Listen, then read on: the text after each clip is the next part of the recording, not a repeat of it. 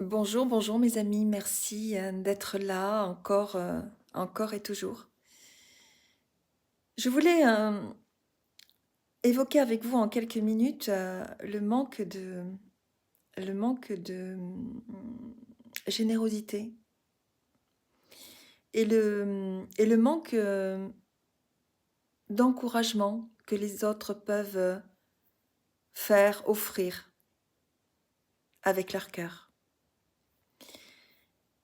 Les personnes qui ne savent ni encourager ni faire de compliments révèlent souvent quelque chose de profond, ancré en eux, sur leur rapport à eux-mêmes. En spiritualité, on dit que ce que nous offrons au monde dépend de ce que nous cultivons à l'intérieur. Souvent, ces personnes ne manquent pas de sensibilité, mais juste, comment dire, de sécurité intérieure. Elles n'ont peut-être pas appris dans leur enfance ou leur expérience à recevoir elles-mêmes des encouragements. Si personne ne les a valorisées, elles peuvent ressentir un certain blocage à donner cette chaleur aux autres, comme si cela leur était étranger. Parfois aussi, l'incapacité à féliciter ou complimenter vient d'une peur de perdre, peur que reconnaître la valeur de l'autre diminue la leur. L'ego fonctionne sur la comparaison, il croit que l'estime est une ressource limitée.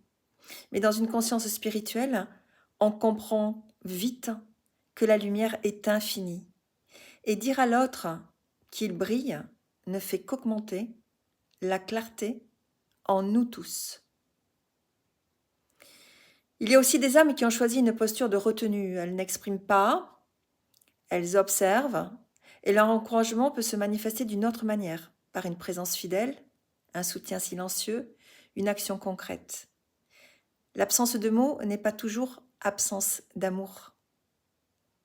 Sur le plan spirituel, rencontrer ces personnes est une invitation à ne pas dépendre entièrement de la reconnaissance extérieure pour avancer, à développer une force intérieure d'auto-encouragement et parfois à offrir à l'autre ce dont il n'a pas l'habitude, un compliment sincère, un mot doux, un encouragement, qui peut petit à petit ouvrir une brèche en lui. Donc, pour conclure, je dirais que ceux qui ne savent pas encourager révèlent nos propres attentes et leur présence nous pousse à trouver en nous la source de notre valeur.